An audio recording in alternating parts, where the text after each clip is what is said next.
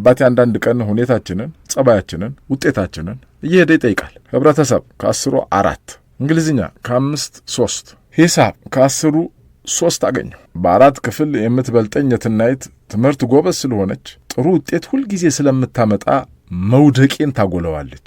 ፈተና ውጤቷን ስለምታሳይ ያንተስ ውጤት ስለምባል አለማሳየት አልችልም ነበር። ውጤቴ ዝቅተኛ ሲሆን የስዕል ጉብዝናዬን ተጠቅሜ አዲስ ውጤት ለራሴ ሰጠሁ። የራሴን ፈተና እንደምፈልገው አድርጌ አረምኩት።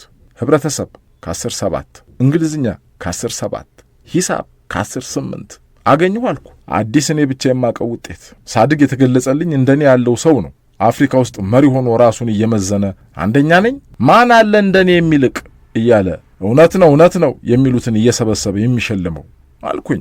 እኔ ራሴ ያረምኩትን ውጤት ለአባቴ ያሳየሁት። ጥሩ ነው አለኝ። የሆነ ቀን ሳምንት አካባቢ እንዳለፈ አስተማሪዎቹን ሲያናግራቸው ውጤቱ እየቀነሰ ነው አሉት።